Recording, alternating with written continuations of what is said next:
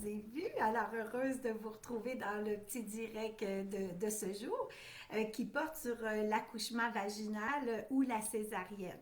Fait que je pense que c'est un sujet super important hein, quand on se prépare à l'arrivée de notre petit bébé. Et puis, c'est sûr que aujourd'hui, hein, je vais effleurer le sujet, on s'entend, parce qu'il y a beaucoup à dire hein, sur ces deux types de mettre au monde, de façon de mettre au monde votre bébé. Alors, bien sûr que toute l'équipe prénato, hein, via les cours prénataux, bien, c'est sûr qu'on donne des détails beaucoup là, sur ces deux possibilités-là là, dans le cours de préparation à l'accouchement, bien sûr. Alors, je vous invite là, à y participer pour mieux vous préparer, là, bien sûr. Aujourd'hui, ben, c'est sûr que j'ai déjà eu dans le passé, quand je travaillais à la salle d'accouchement, hein, des plans de naissance, des souhaits de naissance que les parents me partageaient. Et là, c'était marqué je veux pas de césarienne ou je refuse la césarienne. Et moi, de leur dire ah bien, j'espère que tout va bien se passer puis qu'on n'aura pas à en arriver là. Toutefois, on va faire tout ce qu'on peut, mais on ne peut pas présager à l'avance l'issue de l'accouchement parce qu'il y a plein de choses qui peuvent arriver entre le début du travail et la sortie du bébé qui fait en sorte que c'est difficile de prévoir à l'avance. Et ça, même si la grossesse a été exemplaire. Parce que souvent, il y en a qui pensent que parce que la grossesse va tellement bien que c'est sûr qu'il va sortir vaginalement, mais ça va pas un plus un, là, ça marche pas là. Alors, c'est certain qu'il faut laisser toujours une éventualité ou une porte ouverte ou une souplesse, comme j'appelle, parce que vous n'avez pas le contrôle des mamans rendues là pour bien des choses. Alors, vaut mieux se préparer à l'accouchement physiologique, vaginal, dans le meilleur des mondes, mais d'avoir aussi des informations là, sur la césarienne au cas où qu'elle se présente, qu'on ait quand même des notions de base, là, à la fois pour maman puis papa ou la deuxième maman, là, c'est important. OK? Alors là, l'accouchement vaginal ben, ou la césarienne, c'est l'accouchement en général, c'est vraiment une boîte à surprise que j'appelle. Parce que il y a plusieurs facteurs qui rentrent en ligne de compte pour que le médecin, par son jugement clinique, va suggérer davantage un type d'accouchement plutôt qu'un autre. Je vous donne un exemple.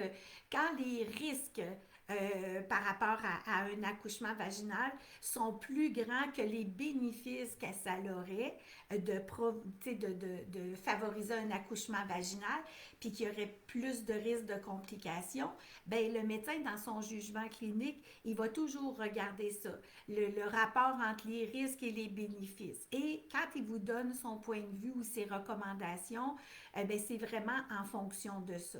Il y a des facteurs qui touchent le bébé. On peut parler comme un bébé que la maman rentre en travail puis elle a 27 semaines de grossesse. Le bébé, il est mal placé, il est très, très petit.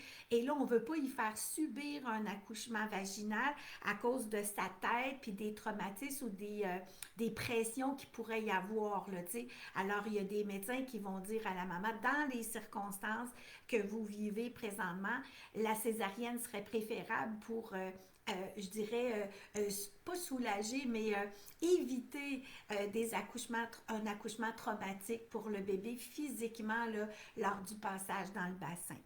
Il y en a que c'était pas prévu, mais pendant le travail, le cœur du bébé se met à mal aller, là, à descendre, puis là, les intervenants autour de vous là, se mobilisent pour faire toutes sortes de choses pour améliorer la fonction cardiaque là, du bébé, puis que quand on voit que ça fonctionne pas, c'est sûr que là, on dit on s'en va en césarienne d'urgence, ça presse pour le sortir. Alors, moi, là, d'expérience de 10 ans de salle d'accouchement, j'ai jamais vu des couples dire non, non, non, je veux pas de césarienne à ce moment-là parce que ce qu'on veut à la base, tout le monde, c'est un bébé en santé avec toute sa tête, toutes ses facultés, puis une maman qui va bien, tu sais.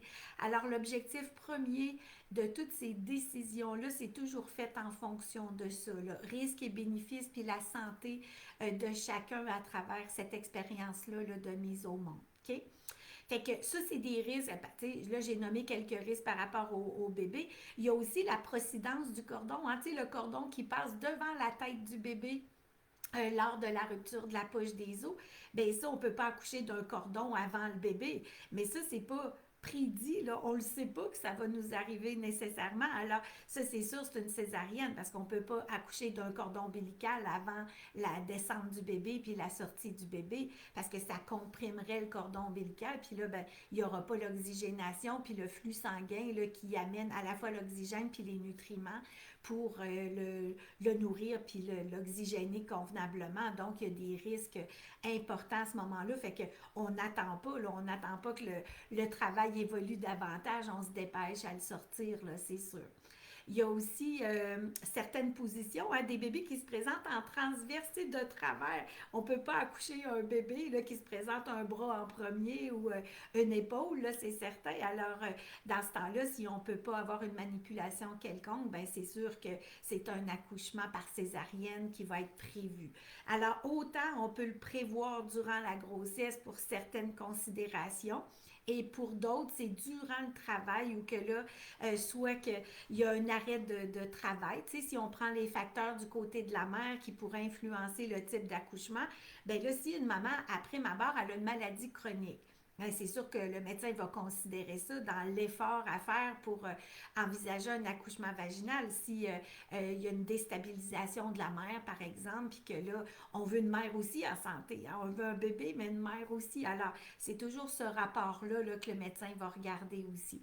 Après ça, ben, il y a des mamans qui ont des conditions de santé de grossesse particulières, tu sais. Alors là, ça, il faut tenir compte de ça aussi, là.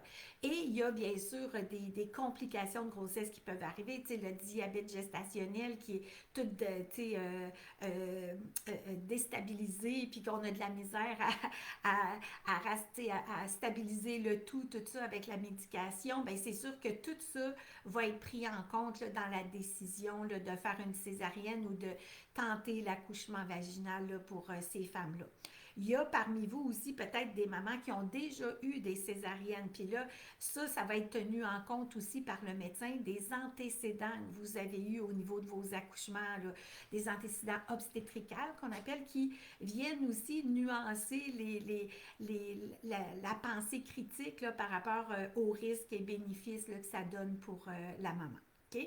Fait que vous voyez, là, j'en ai nommé juste quelques-uns, là, mais tu sais, une mère qui se mettrait à saigner, elle a un décollement placentaire, puis qu'elle avait eu une grossesse parfaite, ben vous comprenez qu'on ne peut pas laisser ça là puis dire on va essayer l'accouchement vaginal. Alors, l'accouchement vaginal, c'est toujours physiologique, c'est toujours de première intention. Ça veut dire qu'on veut accoucher toutes les mamans de façon par les voies naturelles, dans le meilleur des mondes, mais dans les faits, c'est pas réaliste parce que on sait que par la SOG,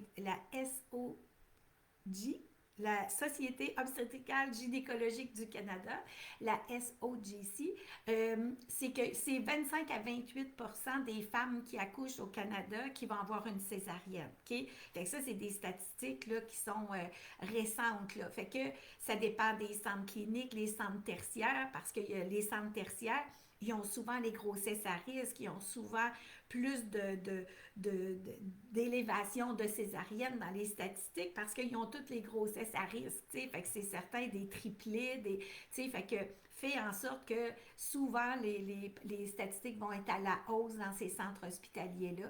Et dans les autres où qui ont transféré dans les centres tertiaires, ben, ça va de soi que les césariennes sont moins nombreuses. Mais quand on prend la statistique là, au niveau du Canada, là, ça ressemble à ça. Tu sais, pour celles qui se questionnent à savoir c'est quoi les risques, Marie, de base, ben, on peut les prendre à ce niveau-là là, sans trop se tromper. OK?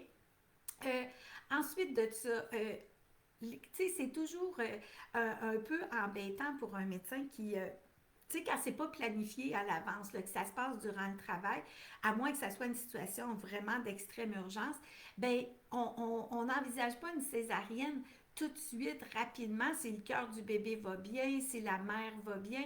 Exemple, dans un ralentissement du travail. Le col se dilate pas, il s'efface pas, le bébé descend pas. Y est-tu trop gros? Y est-tu mal placé? Tu sais, on le sait pas, mais il descend pas. Ben là, on peut attendre de voir via des stratégies qu'on va mettre de l'avant, comme de mobiliser la maman, d'y donner plein de positions pour aider la descente du bébé, Tu sais, si c'est par exemple un siège qui se présente en premier, donc les fesses du bébé en premier, bien là, c'est sûr que ça, on peut s'en rendre compte des fois avant, avec soit une échographie qu'on a fait passer à la maman, ou bien un doute hein, que le médecin ou l'infirmière praticienne a en juste touchant le ventre ou en prenant le rythme du cœur du bébé qui s'avère être plus haut que d'habitude, puis en essayant de manipuler le ventre, qu'on s'aperçoit qu'on touche pas mal la tête dans les airs, là, tu sais, que...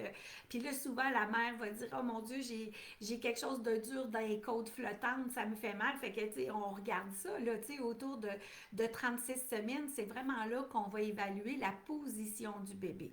Avant, on peut la regarder, mais on fera rien parce que même si le bébé se présentait par siège à 29 semaines, on ne va pas envisager de faire une version tout de suite parce qu'il y a le temps de se rechanger de bord avant qu'on arrive à terme. Alors souvent, les sages-femmes, les médecins vont regarder à 36 semaines à peu près. Euh, Là, en manipulant tout ça, dans le doute, ils vont faire passer une échographie. Et ce, pourquoi à 36 semaines? C'est parce que le terme arrive.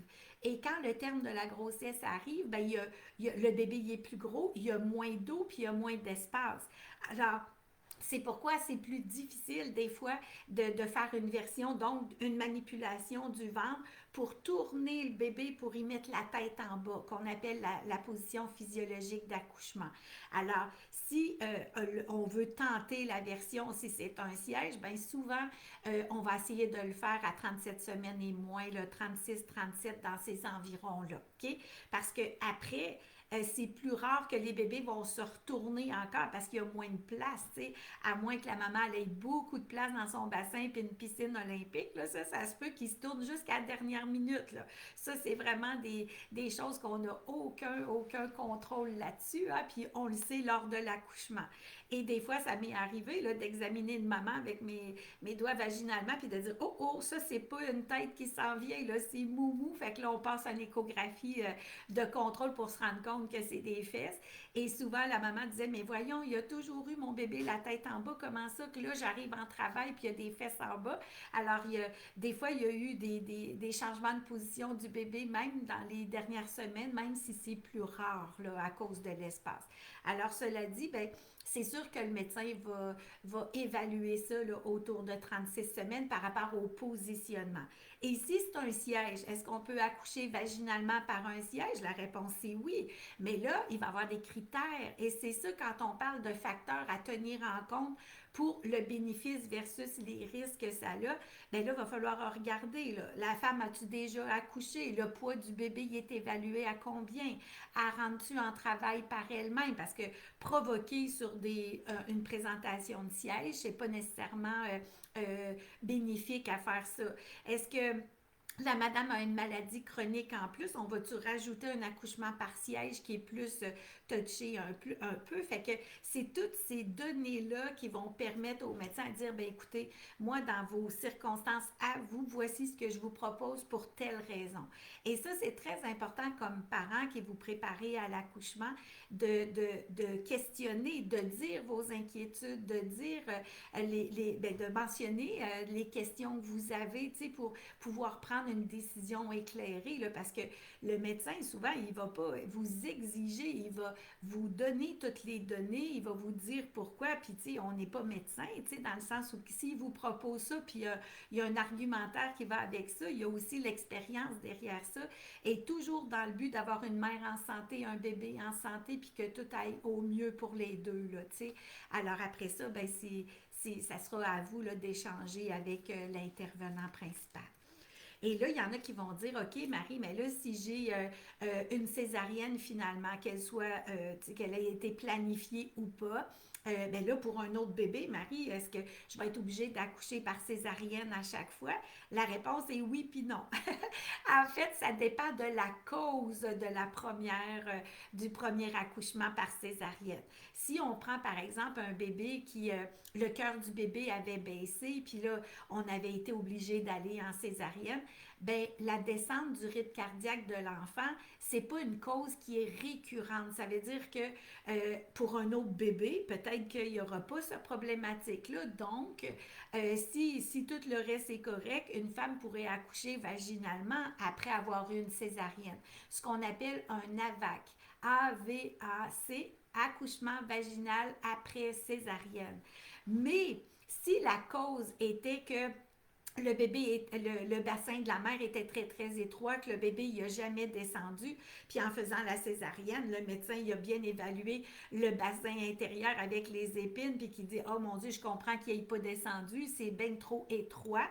Ben, vous allez avoir le même bassin pour un autre accouchement, tu sais. Alors, ce qui veut dire que le médecin ne favorisera pas un essai de travail à nouveau en considération de votre anatomie, de comment vous êtes fait, puis de dire, ben là, on prendrait des risques pour rien, tu sais.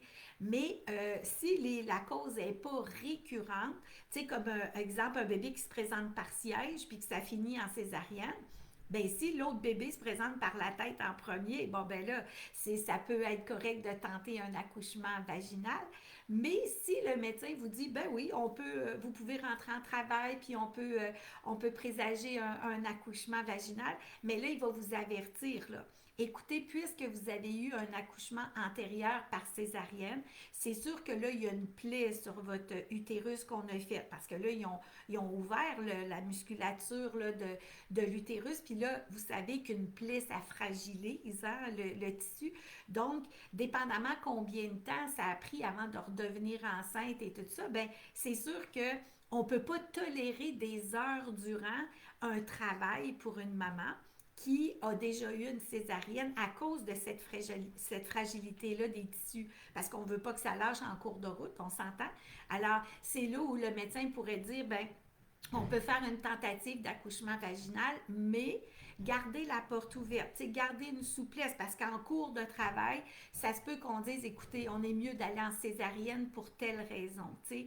Alors, c'est pourquoi c'est toujours mieux, à mon point de vue, d'être informé, de poser nos questions, de comprendre ce qui nous arrive. Puis après ça, ben, il y a un certain abandon hein, qu'on doit faire à ce moment-là, parce qu'il y a des mamans qui se sentent coupables, mais c'est pas de votre faute, parce que personne peut avoir le contrôle total de tout ça rendu là. On peut avoir des souhaits de naissance, on peut souhaiter un scénario là, qu'on voudrait vivre pour mettre au monde notre bébé, mais dans les faits, ça se passe pas toujours comme ça. Et ce lâcher-prise-là, ben, il est important, t'sais. Alors, s'il y en a parmi vous qui attendent leur bébé, qui se questionnent sur les deux façons de mettre au monde votre bébé, ben, à la base, là, c'est toujours poser vos questions puis vous informer comme il faut. Si l'accouchement physiologique se passe bien, ben on souhaite ça pour tout le monde. Mais si ça tourne à l'envers puis qu'on doit passer à la césarienne, ben de savoir aussi comment ça se pratique, tu sais, pourquoi on le ferait, c'est quoi une césarienne, comment on l'exécute, tu sais, à quoi s'attendre pour le postnatal. Parce que dans mes cours prénataux, ça arrive très, très souvent qu'il y a des mamans qui disaient après coup, tu sais, hey Marie, tu sais, quand vous avez parlé d'accouchement là, par césarienne, j'écoutais pas trop parce que moi j'étais sûre j'aurais un bébé par voie vaginale parce que tout allait tellement bien, tu sais. Mais je pense que c'est important d'avoir cette ouverture-là quand même. Puis si ça se passe bien, ben c'est juste heureux pour tout le monde, tu sais. Et quand je parle pour tout le monde, c'est aussi pour l'amoureux et l'amoureuse à côté parce que la personne qui est près de vous aussi vit cette expérience-là. Alors si ça finit en césarienne ou tout ça, ben c'est bien qu'elle soit préparée, cette personne-là aussi, là, pour bien vous accompagner. OK? Fait que là, je pense que j'ai pas mal fait le tour du petit laïus que je voulais vous partager aujourd'hui, mais je vous encourage fortement là, pour ceux et celles qui voudraient bien se présenter, se préparer pour l'accouchement à venir, là, ben, de venir avec nous là, pour les cours prénataux, on sera là pour vous. D'accord? Fait qu'on se dit à bientôt pour un autre sujet. Bye bye tout le monde!